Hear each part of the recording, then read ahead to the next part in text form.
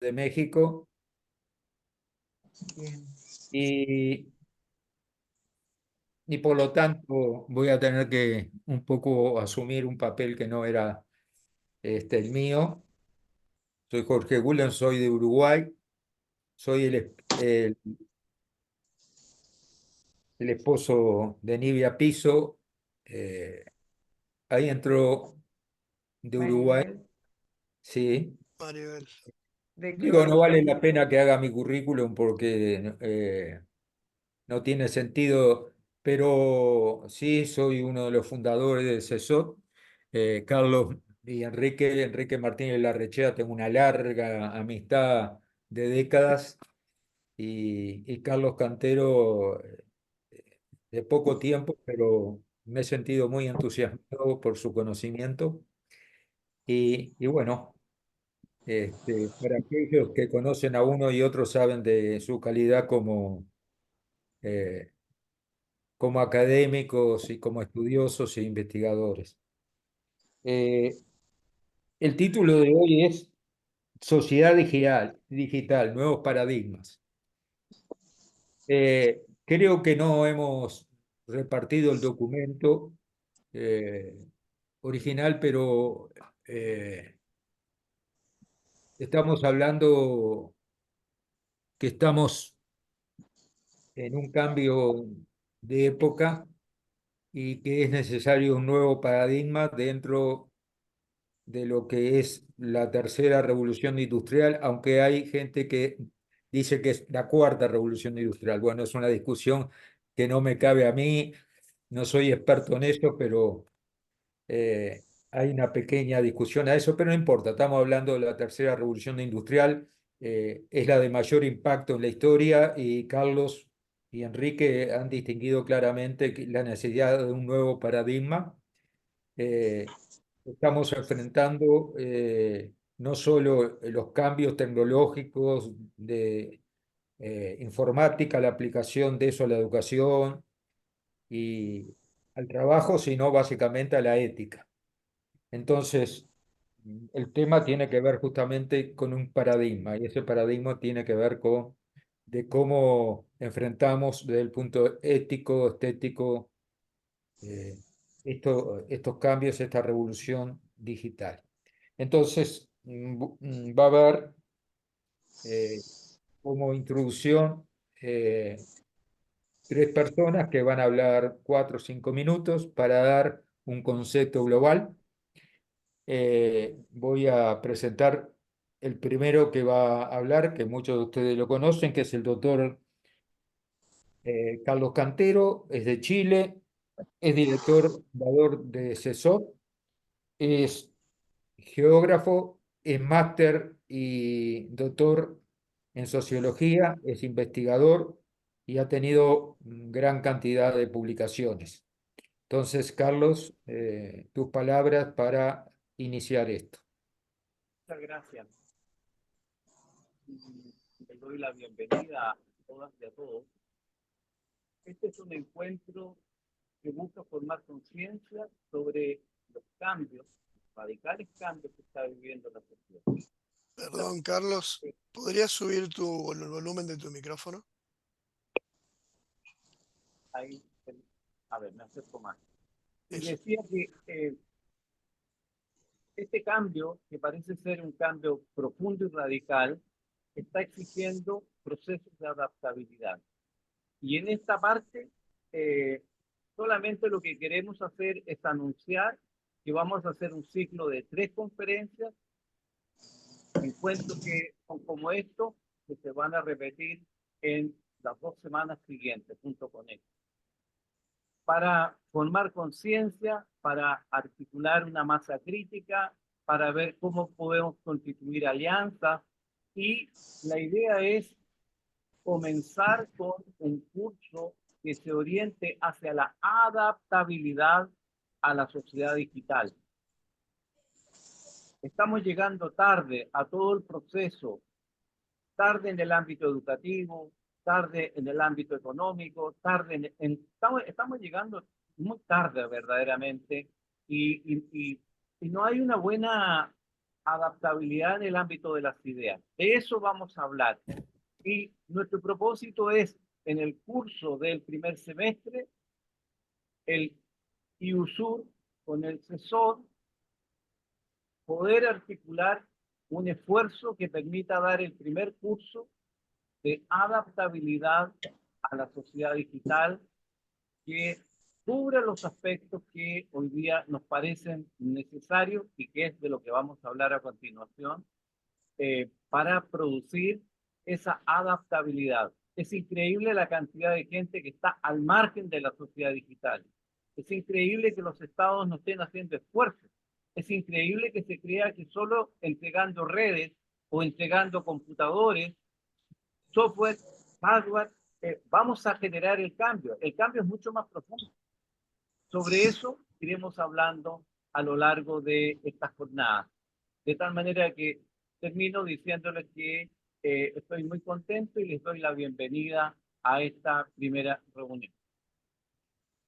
Bueno, ahora tiene la palabra el doctor Enrique Martínez Larrechea, es fundador y director del Instituto de Estudios Universitarios Sudamericanos, es máster en Sociología orientada hacia la educación, fue director nacional de educación en 2 oportunidades en Uruguay, en el sentido, o sea, una organización oficial, y, y bueno, le damos la palabra a Enrique Martínez Larrechea.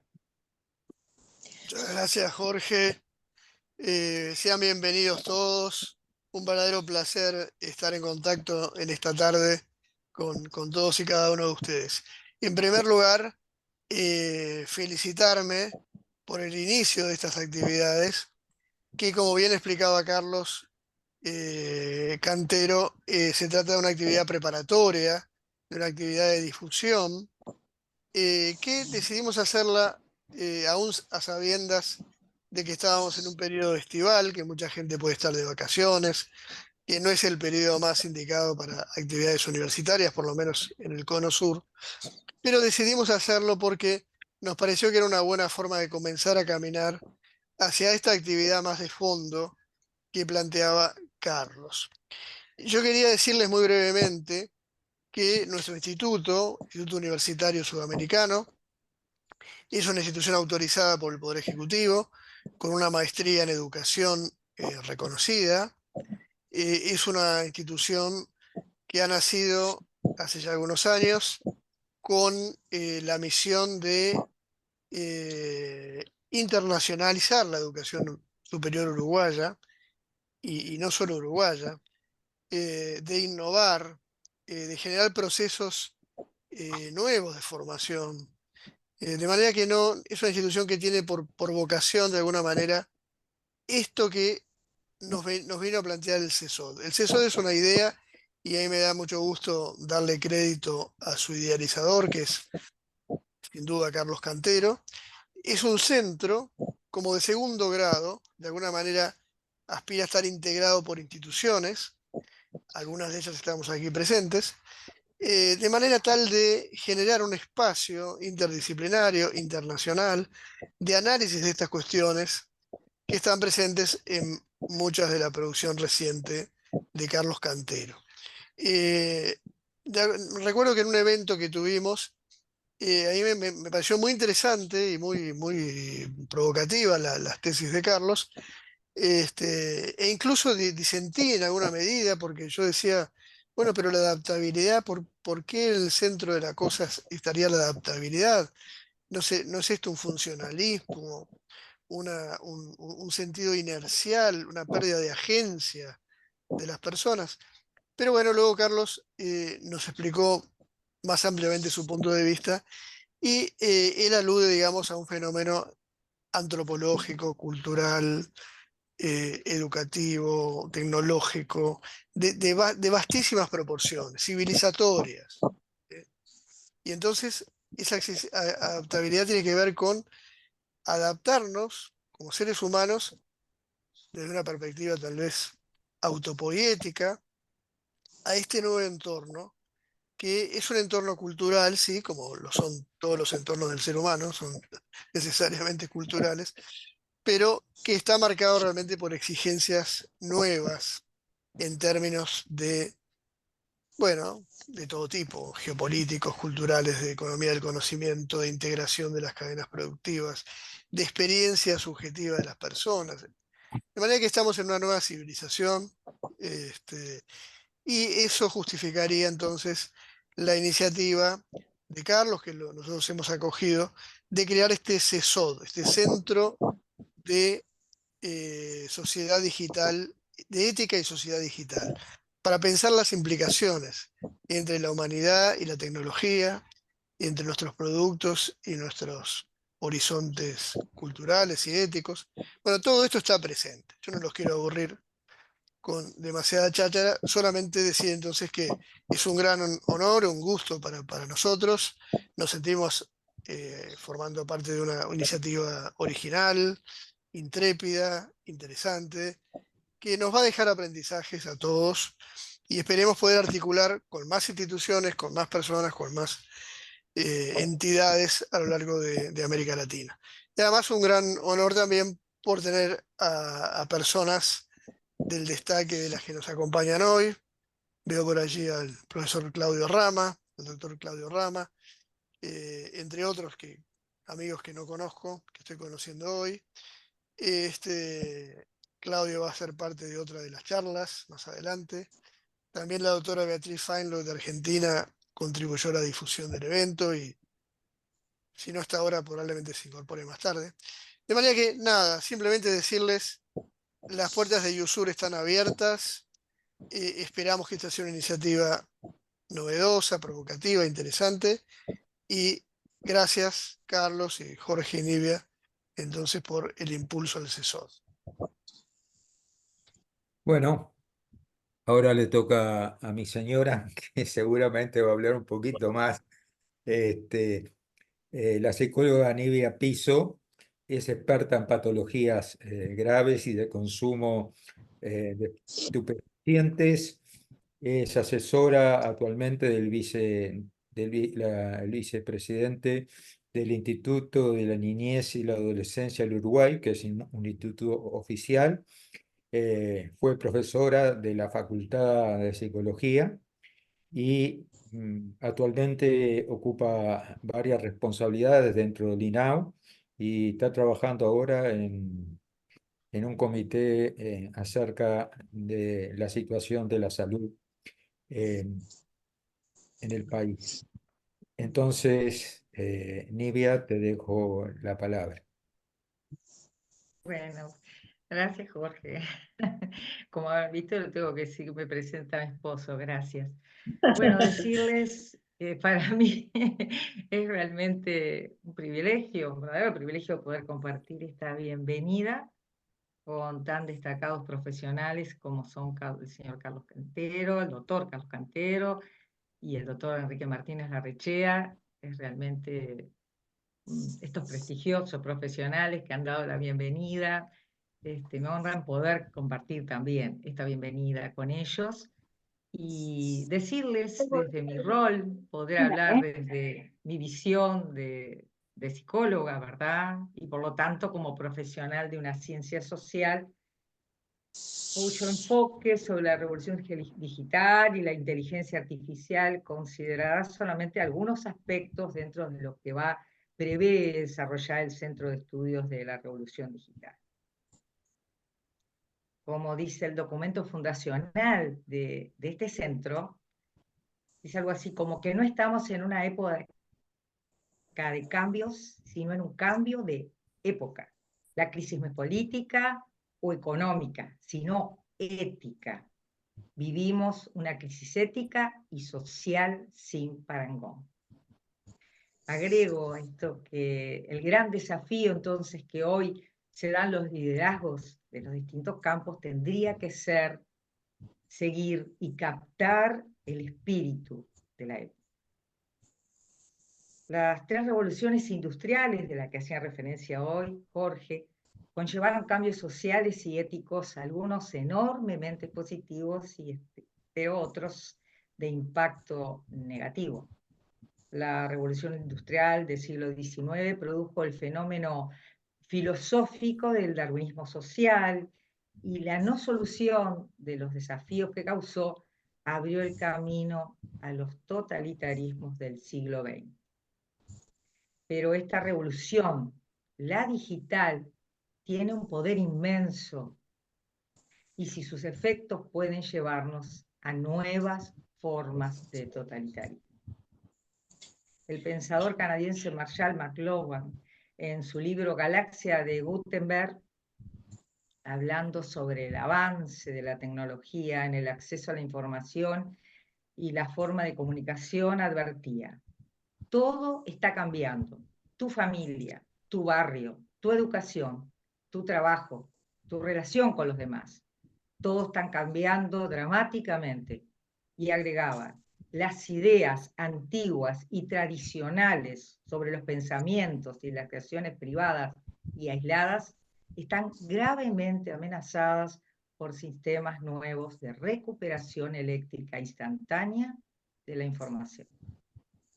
Ya los doctores Carlos Cantero y Enrique Martínez también hablaban de esta visión de adaptabilidad, sobre este impacto que trae la revolución digital y el acceso a la información, el manejo, las formas de trabajo, en la gobernanza, en la educación y en otros asuntos que tienen esta incidencia. La revolución digital exige no abandonar las ciencias humanas, la axiología, la filosofía, y pensar cómo enfrentar los cambios sin perder la brújula ética.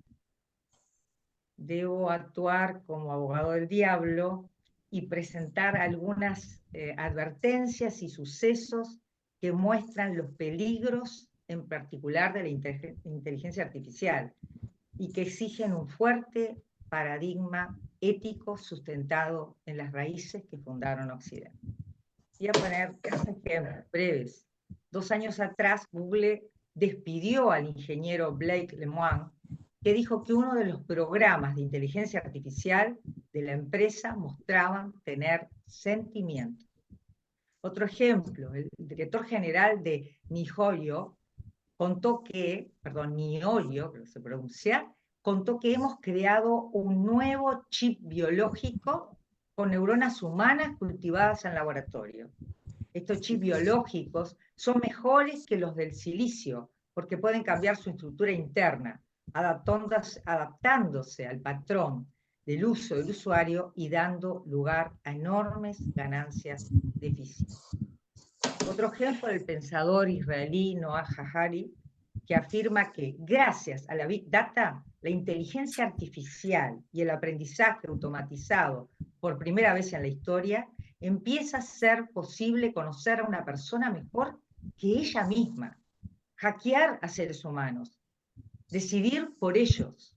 Además, empezamos a tener el conocimiento biológico necesario para entender qué está pasando en su interior y en su cerebro.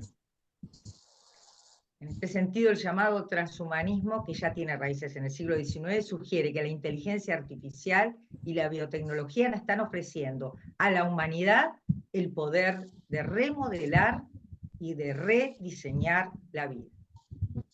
Nadie sabe cuáles serán entonces las consecuencias.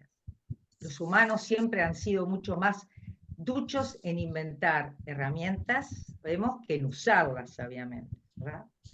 Por eso es más fácil reconducir un río mediante la construcción de una presa que predecir las complejas consecuencias que ello tendrá para el sistema ecológico de la región. De modo parecido, será más fácil redirigir el flujo de nuestra mente que adivinar cómo repercutirá esto en nuestra psicología individual o en nuestros sistemas sociales. El premio Nobel de Stephen Hawking, fallecido en 2018, preocupado por todo esto, sentenció: una vez que los humanos desarrollen inteligencia artificial que despegue por sí sola y se rediseñe a sí misma a un ritmo cada vez más rápido, las personas que estamos limitadas a una lenta evolución biológica no podríamos competir y seríamos reemplazados. A mí me preocupa por igual cómo afectarán estos cambios en la epidemia mundial de la salud mental. El informe del año 2023 de la Organización Mundial de la Salud es contundente, sigue advirtiendo sobre epidemias en la afectación de la salud mental en todos los países. Aproximadamente 1 de cada 8 personas en el mundo sufren algún trastorno mental. Los trastornos de ansiedad y los trastornos depresivos son los más comunes, tanto en hombres como en mujeres. Y el suicidio afecta a su familia y en todos los países y contextos de todas las edades. A nivel mundial, hay 20 intentos de suicidio por cada fallecimiento. Entonces, esto es una de las principales causas de muerte entre los jóvenes y de todas las personas en general. La pregunta es, ¿cómo afectará la revolución digital y las nuevas formas de comunicación en la necesidad de socialización y afectos que tenemos los seres humanos? Como una respuesta a esto surgió una rama de la psicología llamada ciberpsicología. La ciberpsicología estudia la relación entre las personas y el uso de la tecnología y su impacto entonces en la conducta humana y su relación con la inteligencia artificial. Así como también investigar aplicaciones de la salud, la educación, las organizaciones, incluyendo los ámbitos, obviamente, en que la psicología está dirigida a mejorar las experiencias de todos los usuarios. Concluyo, y quiero decir, la revolución digital necesita una dirección ética, si no, abrirá una caja de Pandora, llevándonos a una era que puede ser oscura. Los valores que necesitamos ahora son los mismos que nacieron hace muchos siglos atrás, los cuales tendrán la fuerza de guiar la revolución digital a un uso beneficioso, no destructivo de la naturaleza humana. Por eso apostamos a esta introducción de la psicología en el ámbito de la revolución digital. Muchas gracias, y bienvenidos, y en ese camino estamos juntos, desde mi rol, desde mi profesión, muy agradecida. Bueno, gracias. Ya advertí que mi señora no es a veces corta en sus palabras, pero gracias, Nidia. Creo que fue un buen aporte. Espero que así lo valoren.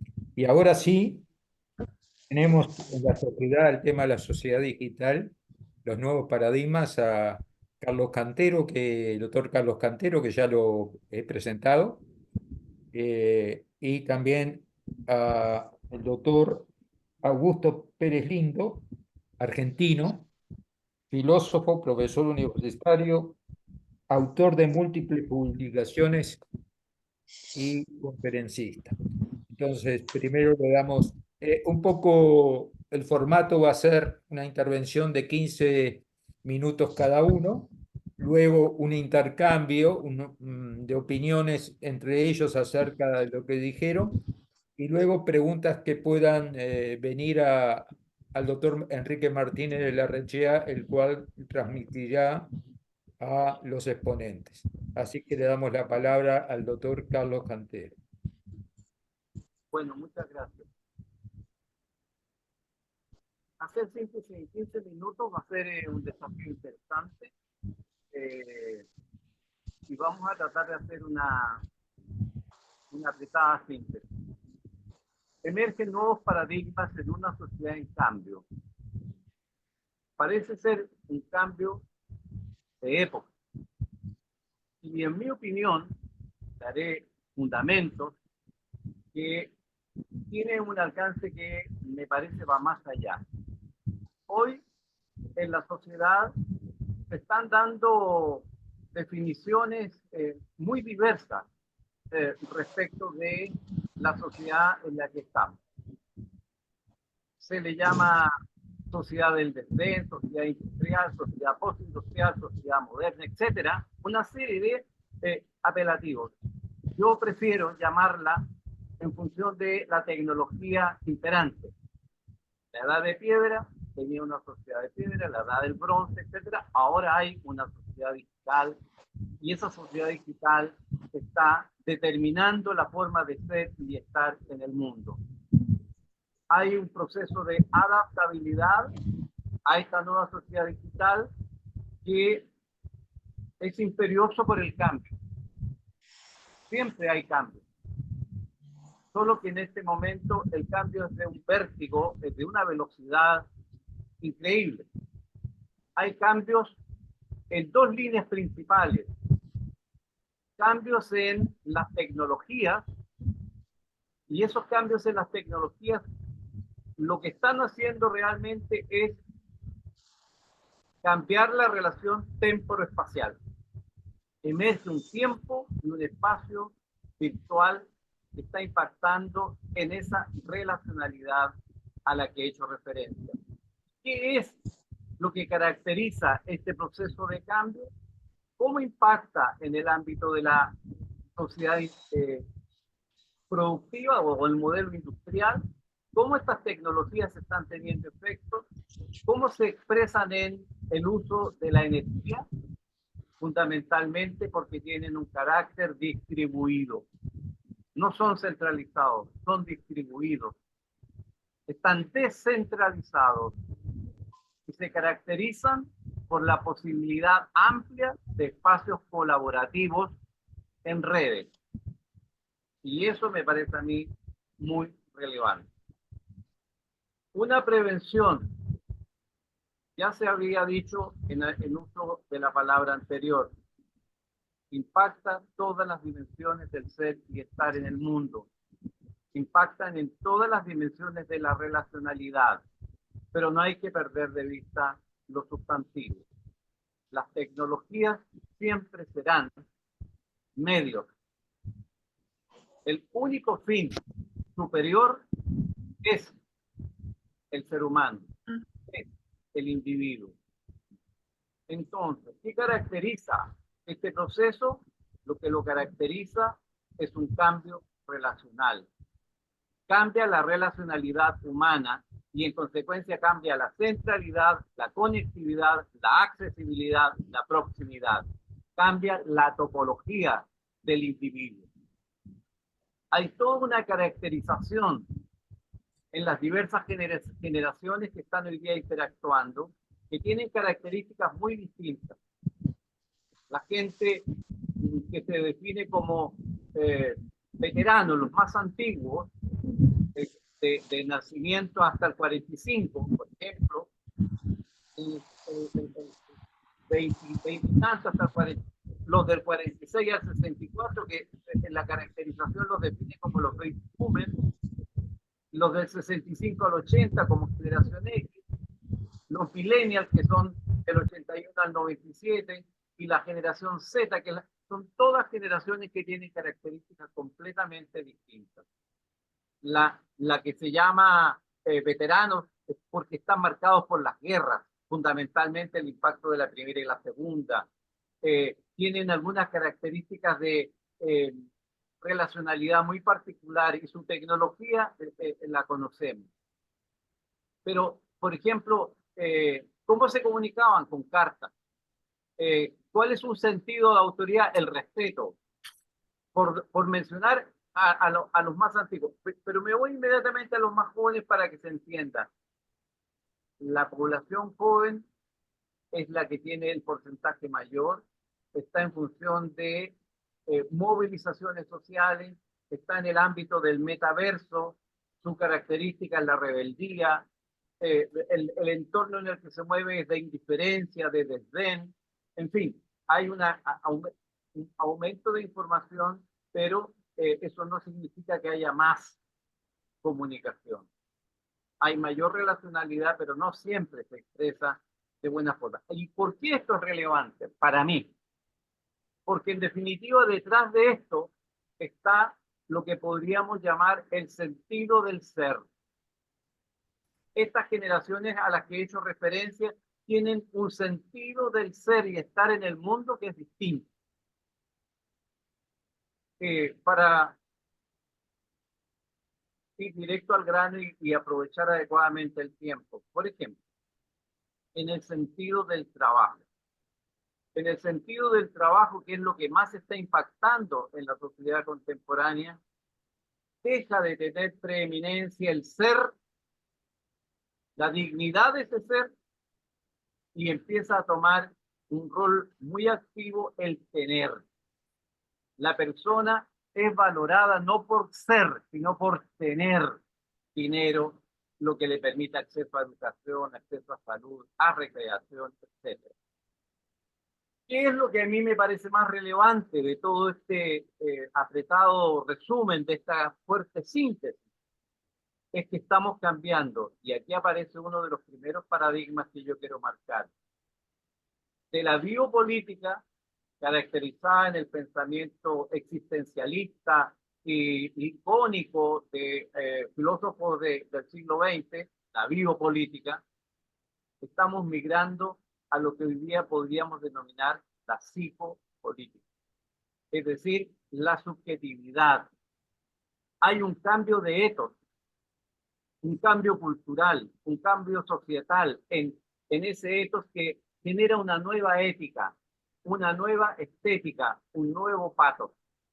Y eso marcado por un nuevo logos, es decir, un nuevo sentido de la vida, una voluntad de ser y estar en el mundo, una resignificación. Ya veré más adelante a qué hago referencia cuando hablo de la resignificación. Una segunda cuestión importantísima en esta tensión, un relativismo que parece cultural y valórico, un relativismo que tiene que ver con todos los movimientos filosóficos del siglo XIX y XX, que termina con el derrumbe de los megarrelatos. Los megarrelatos religiosos, por ejemplo, los megarrelatos ideológicos se derrumban. Incluso el megarrelato comunicacional se derrumba. ¿Y cuál es el elemento de este paradigma en tensión?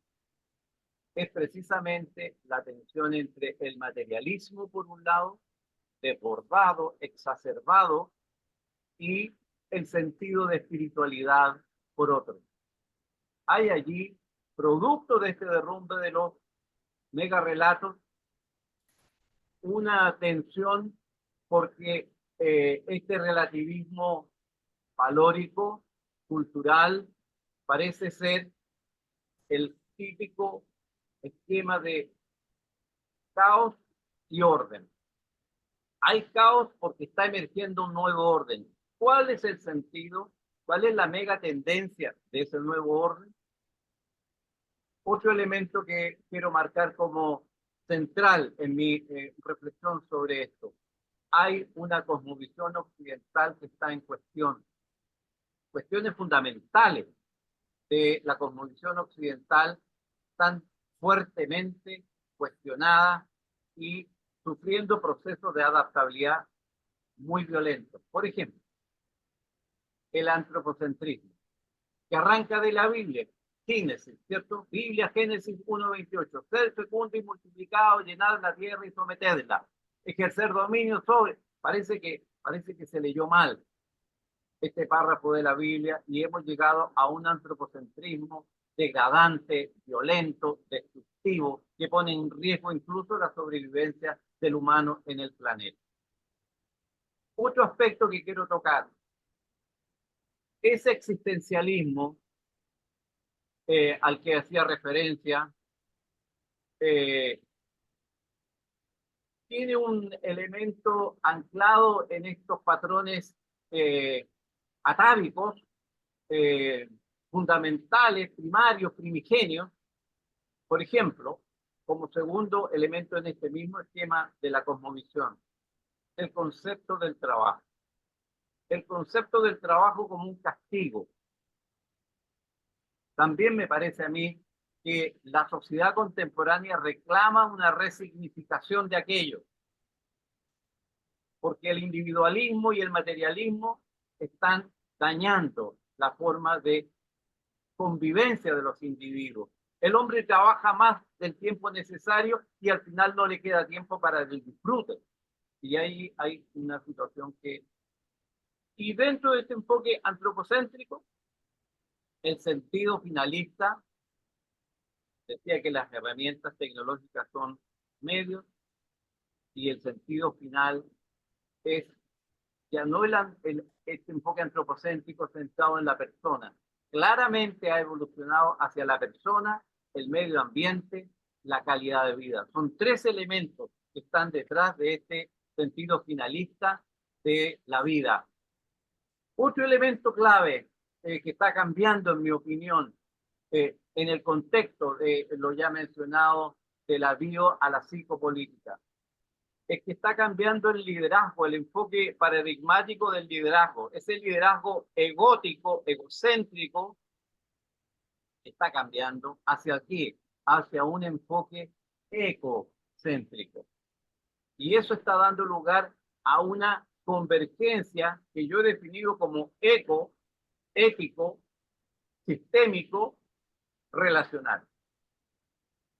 Pier Paolo Donati tiene ahí un desarrollo espectacular cuando dice el ser humano no es sino lo que son sus relaciones y en consecuencia el ser humano es el fruto de sus relaciones. Si la relación es de exterminio de especies, bueno, no anda bien la cosa. Si es de calentamiento global, esto no va bien. Si hay una alta tasa de infelicidad y de suicidio, esto no está bien. Luego, otro elemento que está caracterizando este paradigma en cuestión es esta cosmovisión en crisis es el reclamo de una contención al patriarcado o al machismo y una búsqueda de equilibrio, de pluralismo y diversidad en relación al matriarcado y al feminismo. Y en consecuencia el gran desafío es cómo equilibramos esta situación. Estoy llegando al límite de mi tiempo, así que de los 15 minutos voy a acelerar mi paso. Otro aspecto muy importante de esta cosmovisión y este paradigma, en cambio, es que hemos durante ya varios milenios exacerbado el valor de la razón. Y todo indica que hay un cambio precisamente con los elementos previos que he mencionado de búsqueda de una nueva dimensionalidad para la emoción. Razón y emoción. Incluso es más, si yo tuviera que caracterizar la sociedad contemporánea, que es lo que digo en mis libros, es que estamos frente a una sociedad, no como se ha definido hasta ahora, sino que más bien en una sociedad del deseo, donde el deseo, es decir, la subjetividad del individuo, que muchas veces es ampliamente manipulada, precisamente por la Big Data y todo lo que ya se había mencionado, está impactando fuertemente en esta cuestión. Allí emergen dos cuestiones que son imbricadas y relacionadas, los bienes privados y los bienes públicos. Precisamente el descrédito de la política es porque no se logra entender el adecuado equilibrio entre los bienes privados y los bienes públicos, y la política ha terminado sirviendo a los bienes privados y desatendiendo el bien público. Es decir, se ha afectado el bien común en detrimento, ¿cierto?, de la comunidad y en beneficio de individuos y bienes privados. Brechas, ya llegando al final. Brecha generacional, cultural, religiosa, espiritual, que están generando un problema mayúsculo, en mi opinión. La brecha que hay en lo generacional, en lo cultural, incluso en lo digital, es una brecha muy grande. Es un abismo. Si uno mira un joven, como ya lo mencioné, respecto de nosotros los mayores, empieza a verse que todos estos paradigmas están completamente estresados, tironeados. Por ejemplo, ya lo decía, el concepto del trabajo como acto de someter, como acto de demandar extremo sacrificio, extrema entrega, versus lo que quiere la juventud. Al punto que no quiere tener casa, no desea tener una casa, porque es un sacrificio inmenso. No se quiere casar por el sacrificio que el 60% de los jóvenes de América Latina no se casa, no tiene casa propia.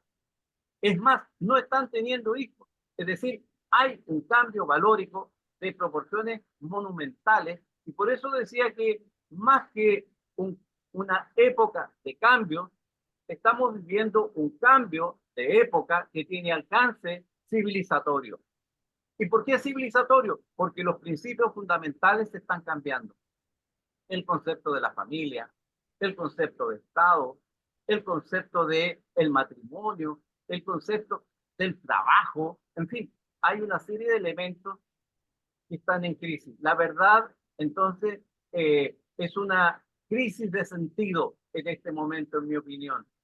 Porque uno se pregunta, ¿a qué verdad referimos? ¿A la verdad que se define como objetivo, como verdad objetiva o como verdad subjetiva, que es la que reclama la gente mayoritariamente hoy? Y eso tiene que ver con una cuestión que también está en el corazón del paradigma, que tiene que ver con la visión teísta, es decir, de un Dios que entrega todo, entrega todos los elementos, y el deísmo, que está en la esencia del existencialismo, es decir, sin verdad revelada, sin un Dios que gobierna y donde el individuo se hace cargo y es responsable de lo que pasa en el mundo. Una última reflexión y comentario. Un proceso de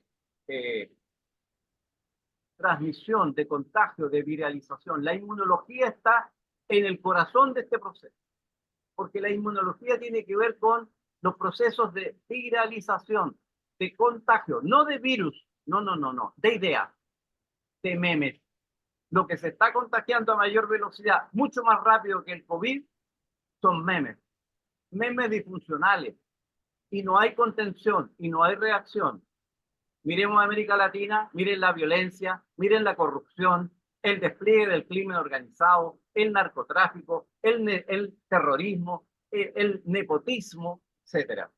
Hay allí entonces un proceso de viralización o de contagio que no estamos abordando adecuadamente, fundamentalmente porque las instituciones y la sociedad no está usando adecuadamente la gran herramienta, el gran medio para cambiar cultura, que es las redes y todas las tecnologías de información y comunicación.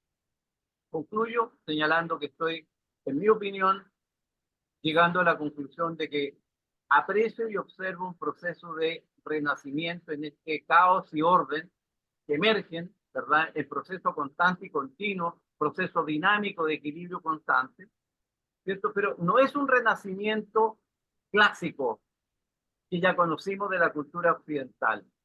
No, este renacimiento es un volver a nacer, renacer, volver a nacer, volver a dar sentido, volver a resignificar las cosas.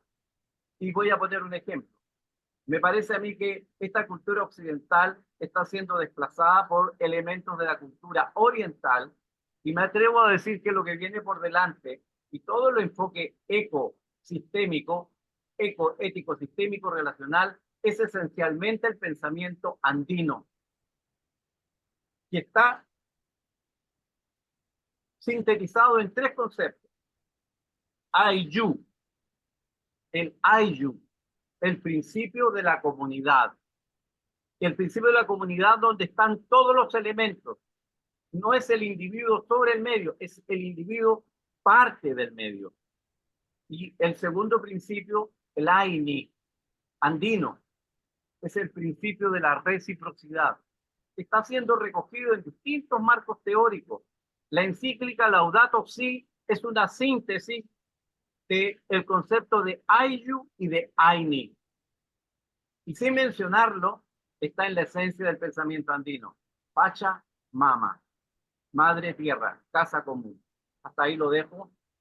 Muchas gracias por la atención y espero que sea fecundo el conjunto de ideas.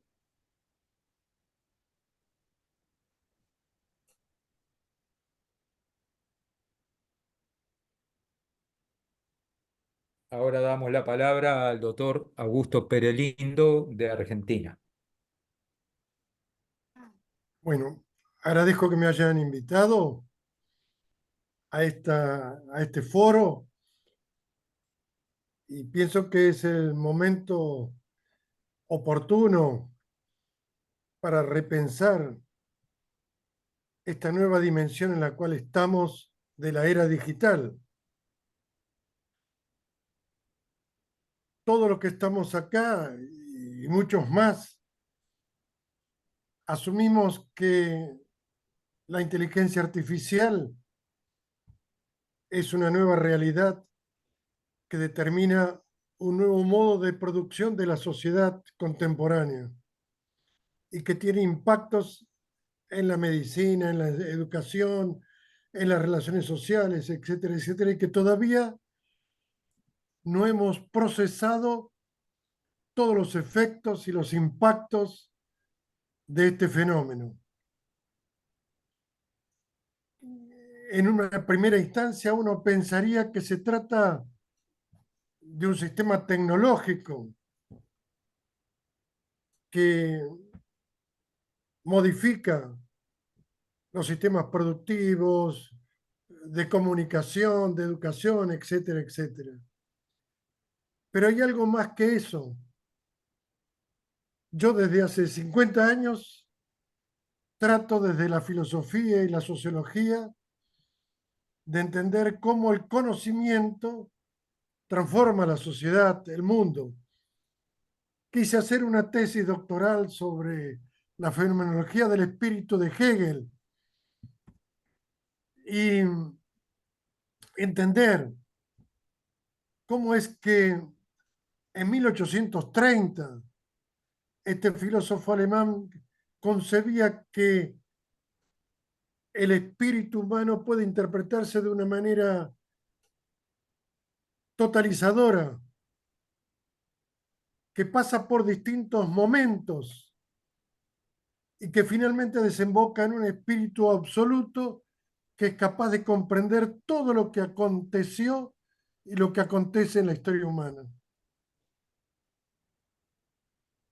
Cuando uno piensa en esta tesis idealista que fue muy discutida y rechazada, en fin, por muchos autores, y uno vuelve hacia la literatura de ficción actual y encuentra que la inteligencia artificial es una nueva realidad capaz de hablar todos los idiomas simultáneamente. Google en este momento podría traducir nuestros puntos de vista en chino, árabe o en cualquier lengua al mismo tiempo y que es capaz de discutir nuestras ideas con toda la enciclopedia del conocimiento universal. Cualquier cosa que digamos la podría contrastar con ideas del pasado o de distintas culturas. Es decir, estamos ya en presencia de una superinteligencia que modifica muchísimas cosas y que le ha dado miedo a los mismos creadores de la tecnología, de la inteligencia artificial y de la información, como Zuckerberg, Bill Gates y otros que han pedido al Senado de los Estados Unidos de plantear los peligros de toda esta nueva realidad y de poner límites, límites como el que en este momento el Parlamento Europeo trata de colocar a los usos de la inteligencia artificial. En estos días acaba de sacar un reglamento o una propuesta para poner límites al manejo de la inteligencia artificial. Entonces, la inteligencia artificial, por un lado, es una realidad que nos está determinando de otra manera, pero que la estamos pensando en términos limitados desde un punto de vista tecnológico. Ya desde un punto de vista económico. Autores como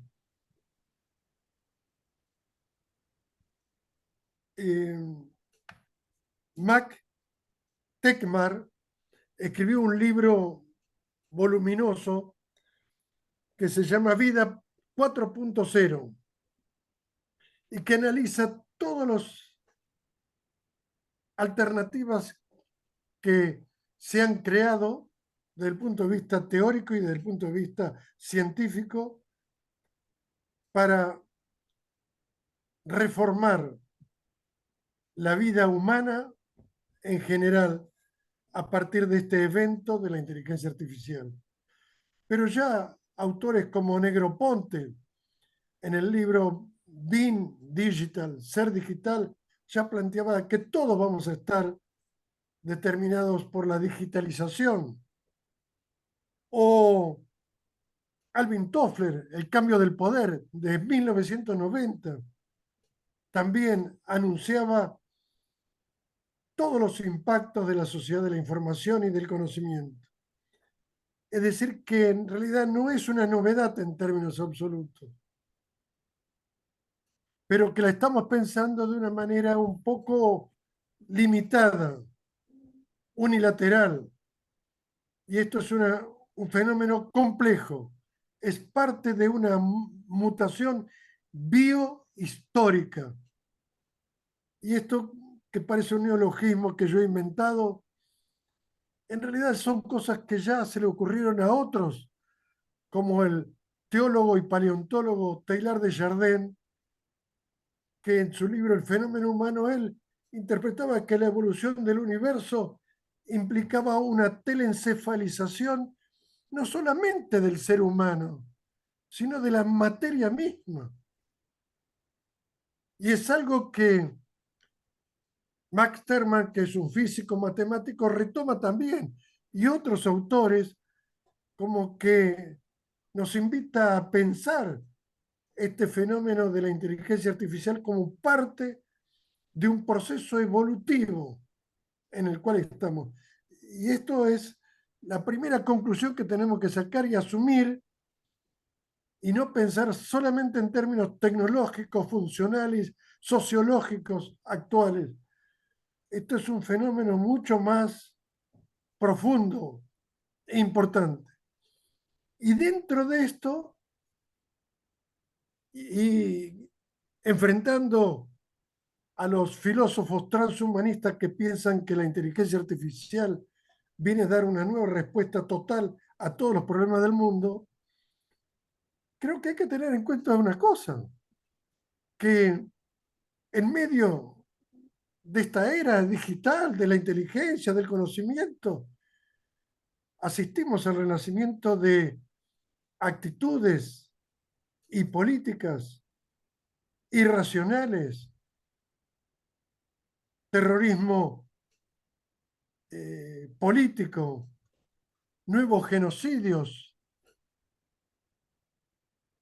el crecimiento exponencial de la pobreza a escala mundial que hoy implica un nuevo proletariado de 1.000 millones de personas que están en la pobreza, de los cuales en América Latina tenemos por lo menos 400 millones. En la Argentina, que parece una sociedad moderna y evolucionada, cuando uno llega a Buenos Aires, sabemos que tenemos un 42% de pobres en este momento. Pero los pobres están en Bruselas y en Los Ángeles y en París. O sea, todo este nuevo proletariado está ahí en medio de la sociedad del conocimiento, de la información y de la inteligencia artificial. Esto quiere decir que todo ese gran aparato que glorifica la filosofía poshumanista no se puede explicar por qué creció la pobreza en el mundo, en América Latina. ¿Por qué, a pesar de la difusión de Internet, del celular y de todo esto, en América Latina los rendimientos escolares en los últimos 20 años han descendido? Hemos retrocedido desde el punto de vista educativo. Y desde el punto de vista social, tenemos el caso de Haití, donde ha habido una disolución del Estado y una desintegración de la sociedad. Y la violencia se cifra en cifras de tiempos de guerra. 50.000 asesinatos en México, 45.000 en Brasil en estos últimos años. Aquí son cifras superiores a la guerra de Vietnam, superiores al número de víctimas de los conflictos en el Medio Oriente. Y están ocurriendo aquí, al lado nuestro, en nuestra propia casa. Entonces creo que hay que desconfiar un poco de los alcances de la inteligencia artificial y pensar que la inteligencia artificial no determina la pobreza, el renacimiento de formas arcaicas de dominación, como Rusia en sus ataques a Ucrania, o la política devastadora del Estado de Israel en Palestina. Son cosas que dependen de otras circunstancias y que yo creo que dependen de la construcción de una inteligencia colectiva y que los usos del conocimiento y de la inteligencia artificial hoy dependen de la construcción de una nueva inteligencia colectiva, sin lo cual todo esto termina en el caos. Y no es porque lo digo yo, ya lo están diciendo los mismos creadores de la inteligencia artificial. Ojo con esto, pongan límites. ¿Límites cuáles? Un nuevo consenso humanista para crear un modelo de desarrollo mundial inteligente y solidario. Entonces creo que tampoco es porque se me ocurrió a mí esto. Esto forma parte de los objetivos de desarrollo sustentable que propusieron las Naciones Unidas y que propone lograr estos resultados al 2030. Y tal como vamos, podemos constatar que casi ninguno de estos resultados se están alcanzando y que el mundo se está preparando para una nueva guerra. Entonces,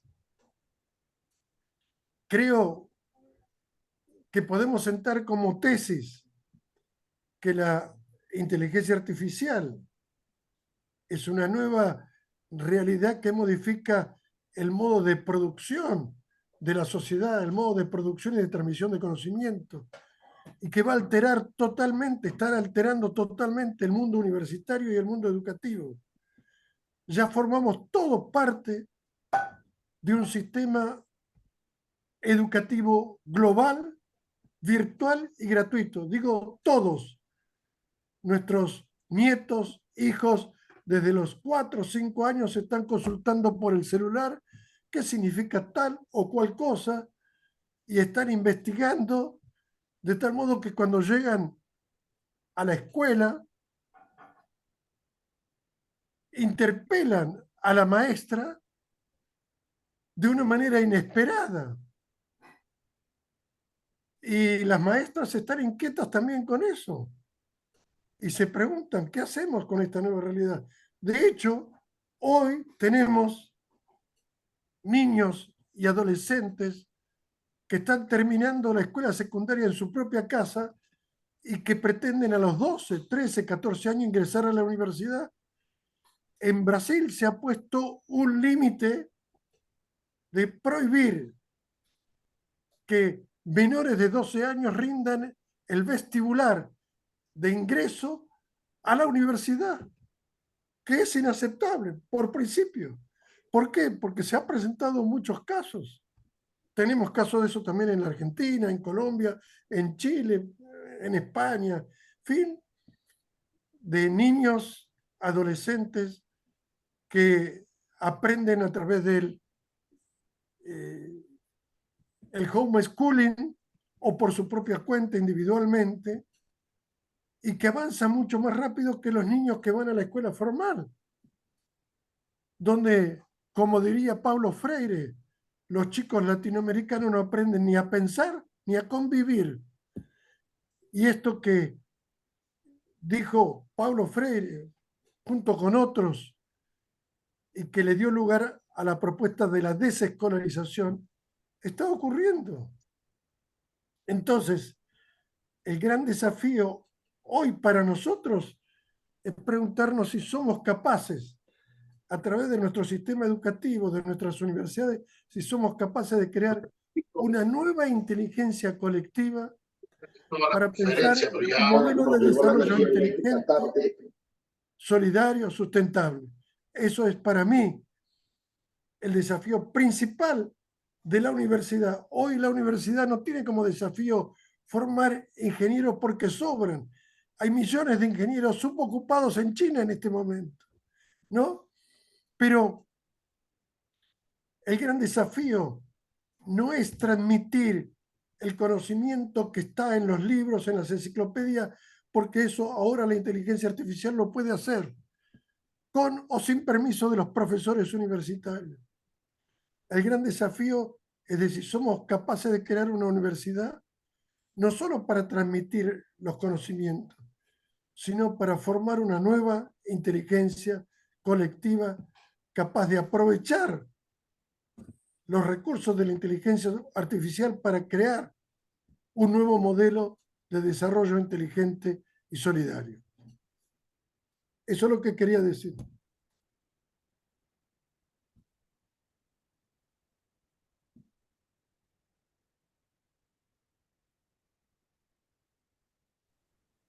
No se escucha, Jorge.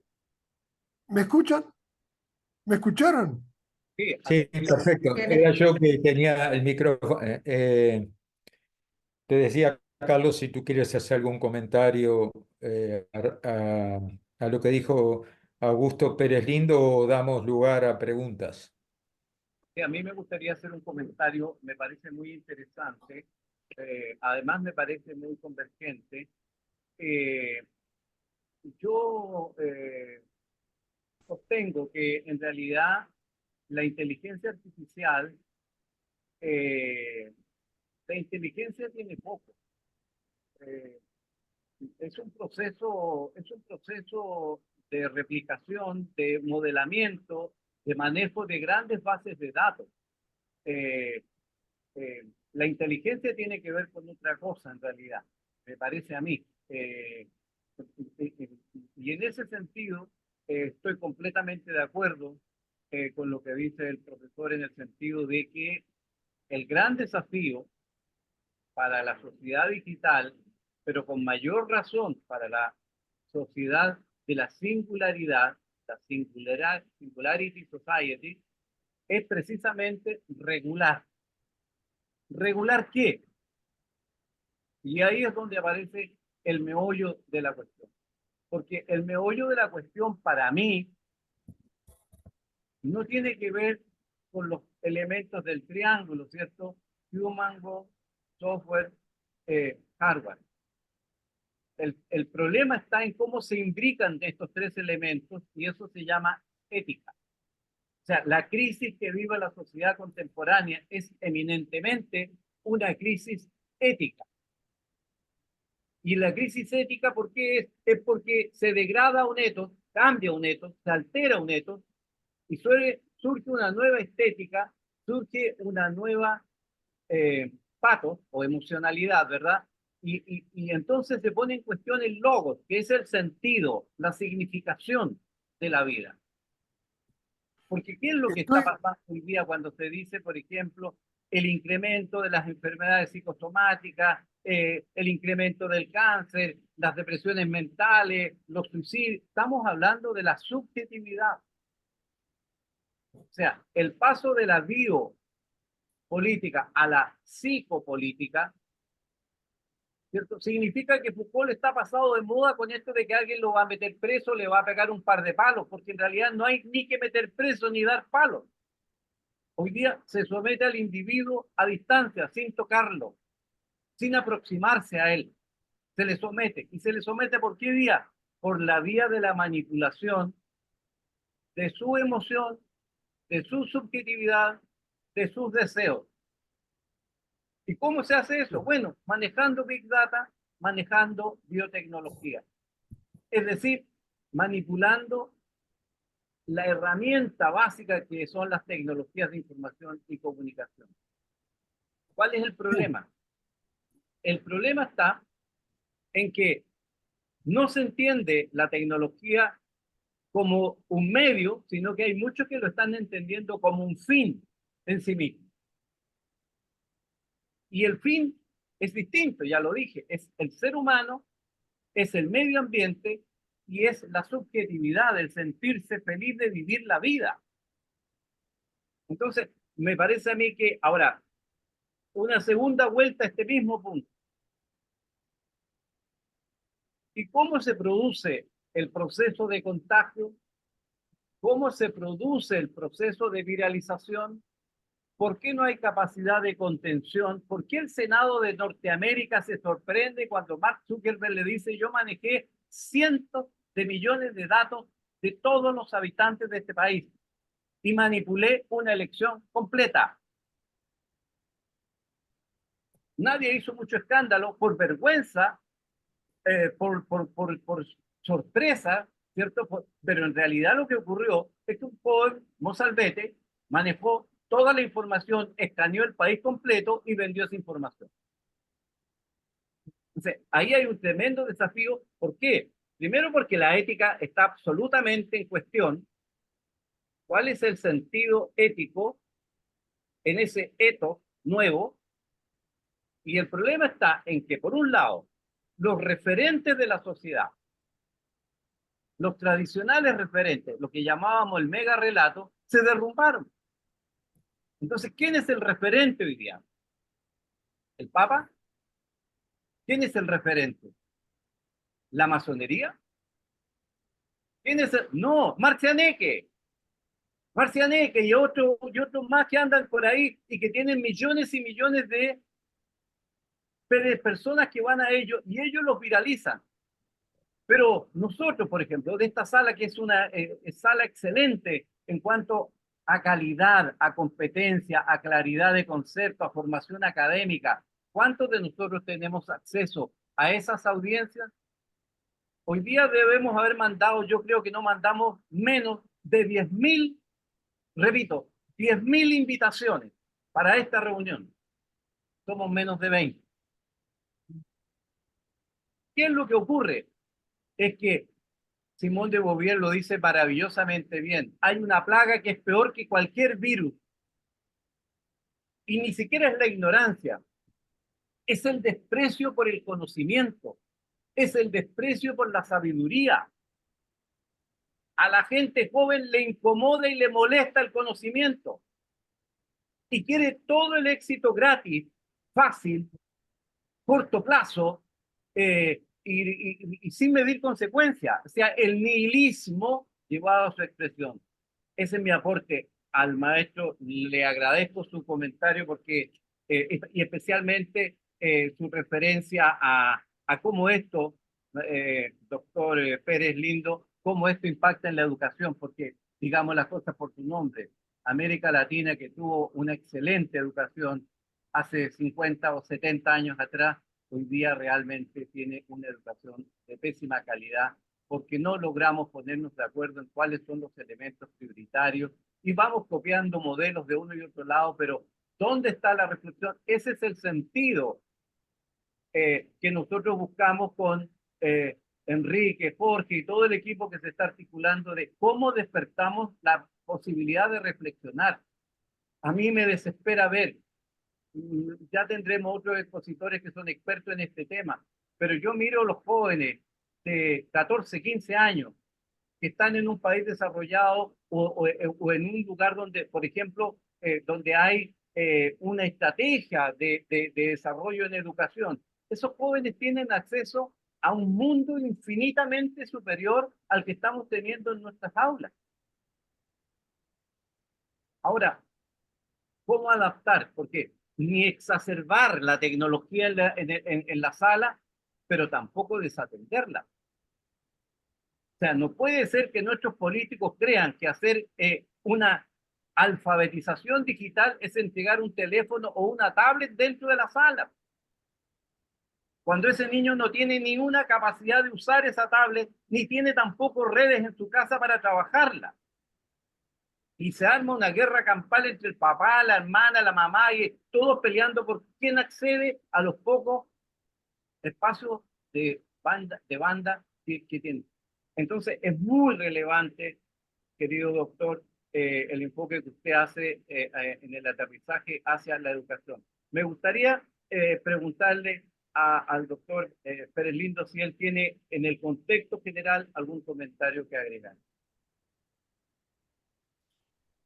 Bueno, ante todo quiero rescatar con un toque de optimismo frente a una visión que podemos tener con hechos fundados, que vivimos en crisis de valores morales en todas partes, que el mundo después de la Segunda Guerra Mundial dio lugar a las Naciones Unidas y a un acuerdo sobre principios para respetar la dignidad humana y crear un orden internacional más justo.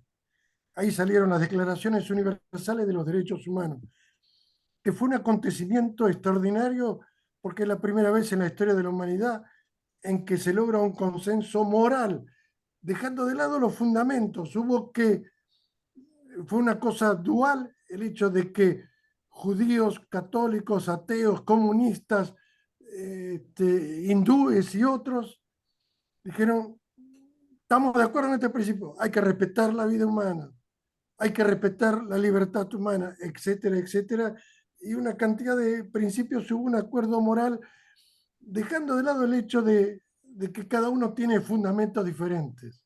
Muy bien.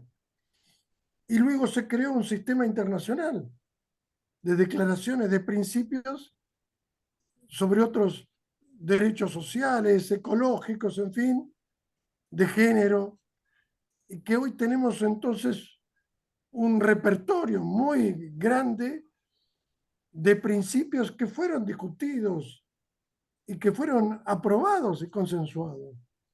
El problema está en el orden de la aplicación de estos principios.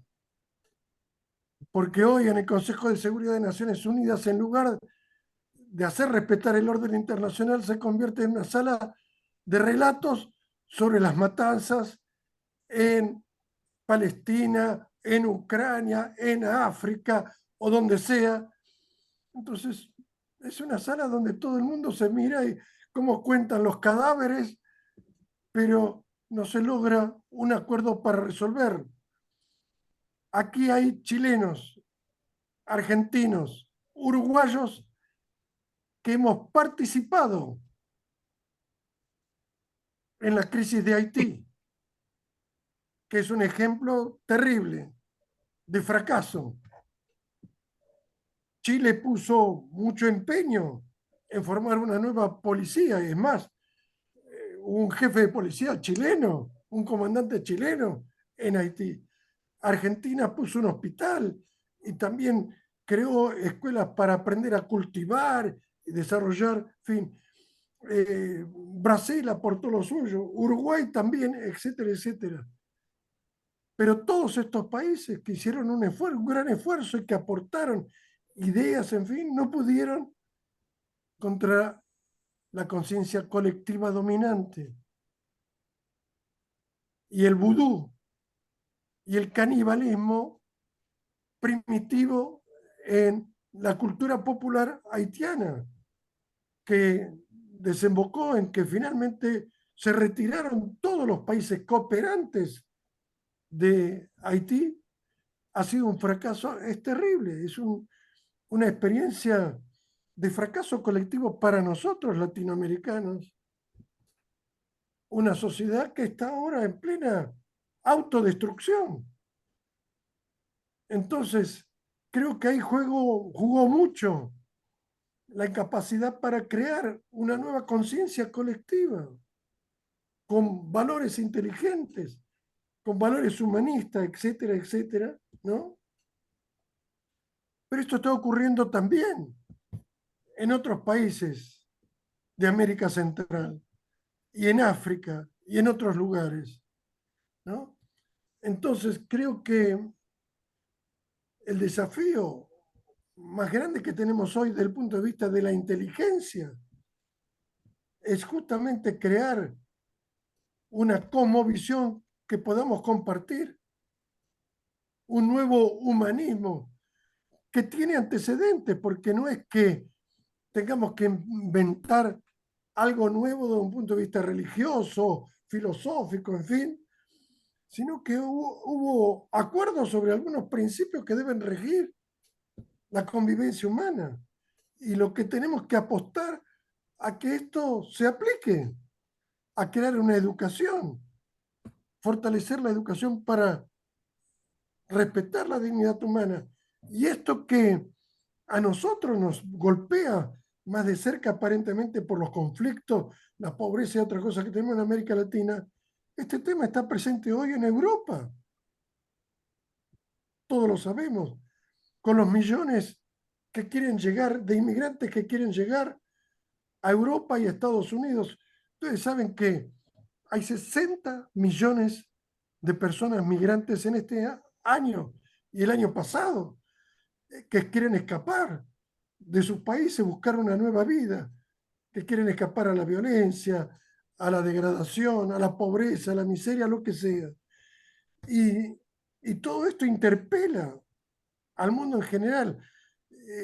Aunque acá a veces nosotros creemos que estamos en el fin del mundo y que a nosotros nos ocurren los problemas, los europeos algunos nos miran con envidia porque los desastres no han llegado al nivel que ellos piensan que está llegando a Europa mismo. No, no porque lo digo yo. Tomemos las declaraciones, registren las declaraciones ahí nomás por internet, últimas, del responsable de Relaciones Exteriores de la Unión Europea, del responsable de la NATO, que están diciendo de que todo esto empeora y que nos debemos preparar para una nueva guerra mundial. Entonces creo que debemos pensar seriamente lo que tenemos que hacer en la educación, en el mundo intelectual. Y hay gente que todavía analiza esto de una manera superficial y que se focaliza en problemas sectoriales y resulta que estamos siendo desafiados por procesos terribles. El índice, no sé si lo saben, de suicidios juveniles en América Latina es de los más grandes del mundo. Inclusive en un país tranquilo y respetable como Uruguay, encabeza la lista de los suicidios.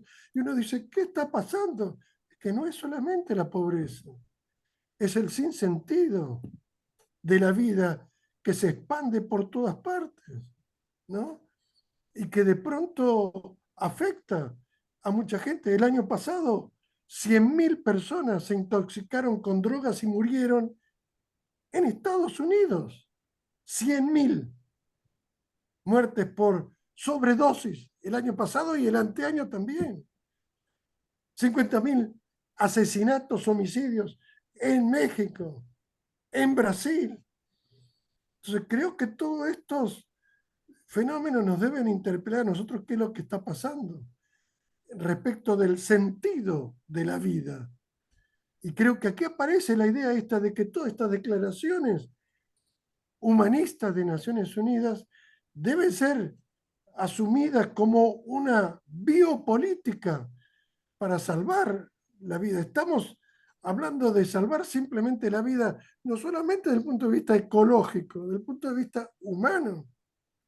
Los ecologistas suelen poner cifras terribles sobre los millones de árboles que desaparecen, pero no estamos teniendo en cuenta que los seres humanos se están matando de a miles cada año y se están suicidando. Y creo que esto nos interpela para repensar la bioética, el sentido de la vida. Y creo que son cosas que tenemos que replantear en el currículum universitario. La universidad no está simplemente para formar un ingeniero, un abogado o un filósofo. Está para enseñar a vivir, para enseñar a pensar el mundo, los valores, todo eso. Y creo que la universidad también se deshumanizó y puso más el acento en la creación de credenciales académicas, fábrica, enseñaderos donde fabricamos diplomas, diplomaturas. Y un ejemplo, ¿no?, de esta mentalidad. China, que tiene inversiones en todo el mundo, y en América Latina, en África, en fin, se ha llegado a la conclusión, sus ingenieros, por las dificultades que han tenido en Argentina, en África, en otros lugares, para continuar ciertos proyectos técnicos y otros, que los ingenieros en China tienen que volver a aprender materias humanísticas, culturales, para comprender las otras culturas, porque si no, aunque tengan toda la plata del mundo y lleguen con sus ingenieros, van a encontrarse de que con resistencias, que las hay por todas partes, en África. Bueno, nosotros hemos tenido una minera que cerrar porque todo un pueblo se opuso a las prácticas cerradas de los chinos, ¿no? Entonces, los chinos están aprendiendo también que los ingenieros tienen que tener una formación básica, humanística. Ahí parece una cosa obvia, pero nosotros tenemos que reaprender en la universidad a comprender la dignidad humana, los valores humanos, la vida, y necesitamos otro discurso. Es algo que también los ecologistas dicen, por supuesto. Entonces, creo que son todas estas cosas que debemos repensar. Y comparto con el doctor Cantero esta preocupación por el desinterés de muchos jóvenes y grandes por los dramas que está viviendo la humanidad. Hay una especie de alienación cultural y hay libros que se han escrito sobre eso, sobre la era del vacío en la sociedad actual, Lipovetsky, ¿no? Sobre, en sociología, en sociología se han escrito varios libros al respecto de esto, ¿no? Estas cosas que están ocurriendo es un fenómeno que también tenemos que ser capaces de enfrentar. Me parece, Jorge, que sería interesante, antes de terminar, darle la palabra a algunos que quieran hacer intervenciones breves de comentarios, de aporte a la reflexión. Sí, ahí está Alex Cruz. ¿Cómo? Alex Cruz le tiene que darle, alguno de los anfitriones le tiene que dar la palabra a Alex Cruz. Sí. ¿Quién? Buenas tardes.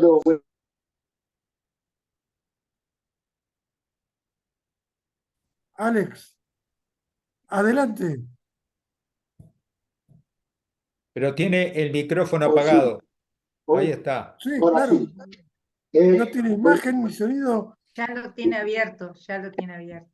Buenas tardes, mis queridos amigos, compañeros, a Carlitos Buenas Cantero, tardes. con mucho cariño, al doctor Augusto, que creo que logré entrar y escuchar toda su exposición.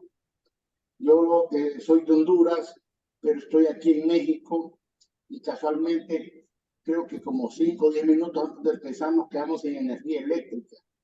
Y hasta hace como 20, 30 minutos logré alcanzar, pero ahora la cámara de mi computadora no funciona, tengo que resetearla y no me quería perder la exposición del doctor Augusto. Escuché pues que el dilema que tenemos son varios. y uno de ellos hablaba que me asombró ver poquita gente, a pesar de que fue repartida la información en todo Centroamérica, Honduras especialmente, y no tener mucha amigos que se interesen por estos puntos realmente. Los valores éticos y morales están, podríamos decir, hasta cierto punto desfasados, pero la ha absorbido la tecnología. Y escuché que hablaron de inteligencia artificial, pues eh, casualmente hoy en la mañana vi aquí en México unos niños que estaban pidiendo en la calle, pero tenían su teléfono celular sentados a la orilla pidiendo y no dejaban el teléfono de celular y estaban pidiendo dinero.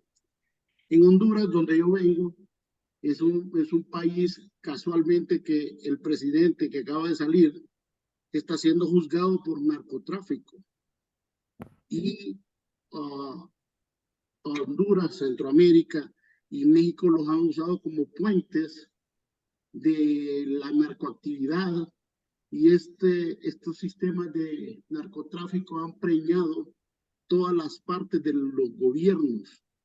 Honduras ha llegado a quedarse a decir que es un narcoestado y mucha gente en mi país lo ve como bien. Cuando ya un país o una nación no sabe identificar los peligros, no sabe, sí sabe identificar qué es el mal, qué es lo bueno, pero cree que la ruta del mal es la que en la selva todos se logran salvar. Como dicen, en la selva sálvese quien pueda. Y eso es lo que está pasando en estas regiones de Latinoamérica, especialmente Centroamérica y México. México es el mayor productor ya ahora de droga y ayer casualmente hablaba con alguien y me dice, nosotros somos exportadores ahora de narcotraficantes. Cuando una cultura o un país llega a esos niveles y aquí los tienen como héroes los narcotraficantes. Cuando una nación llega a una situación como esa, a lo que está México y Centroamérica, que pone los muertos y Estados Unidos consume la droga. ¿Dónde están los valores éticos? Y la tecnología ha absorbido esto y falta mucho, porque yo soy tecnólogo también. Y ayer escuchaba que las computadoras modernas están tratando de encriptar, todo el mundo está comprando la data, todo el mundo está adquiriendo data, almacenando data para que las computadoras cuánticas puedan utilizar esa información. ¿Y dónde va a estar la privacidad del ser humano? Y yo pienso que, aunque seamos pocos, no debemos de parar en la búsqueda de algo para que los demás entiendan que debemos de poner mayor importancia a este tema. Sí, Gracias, doctor Mario. Augusto, ha sido muy buena la exposición y lamento no haber estado a tiempo porque por problemas técnicos, así que agradezco a todos y disculpas. Bueno, voy a cerrar un poco esta conferencia que fue un gran aporte. Sé que todos hubiéramos deseado que hubiera mayor participación. Esperamos que para las próximas podamos lograrlo. Eh, sabemos que todo comienzo, esto es como el Big Bang. Y apliquemos ese concepto de la física cuántico a esta. Y la próxima conferencia va a ser el 31 de enero a la misma hora y será Sociedad Digital, Ética, Capital Humano y Nuevas Competencias. Bueno, el tema obviamente es por demás desafiante. Tendremos como expositores al doctor Enrique Martínez Larrechea, que hoy ya lo presenté, eh, al doctor y abogado Máster Pedro Huichalán de Chile, es subsecretario del Ministerio de Telecomunicaciones de Chile, académico de Derecho Digital, y a la doctora Beatriz Feinlock, perdón si pronuncié mal, no me castiguen, docente universitaria, investigadora y experta en tecnología y educación, autora y conferencista, que creo que es de Argentina, eh, si no me equivoco. Y bueno, a todos los que han participado, que creo, si no me equivoco, son de Argentina, Uruguay, Chile, Honduras Nicaragua. y Nicaragua. Bueno, bueno, que tengan buenas noches. La grabación va a estar también. Esto luego de terminadas las 3 conferencias, vamos a hacer 2 cosas. Vamos a publicarlas en una página web que yo dirijo. Vamos a tratar de desgrabarlo para que puedan publicarse todas las ponencias, que se pueda ver YouTube, los videos, y es un poco largo. Yo voy a hablar del tema, a ver si podemos hacer un podcast, pero hemos llevado como 2 horas y media. Tengo que consultar un poco, pero tal vez podamos hacerlo.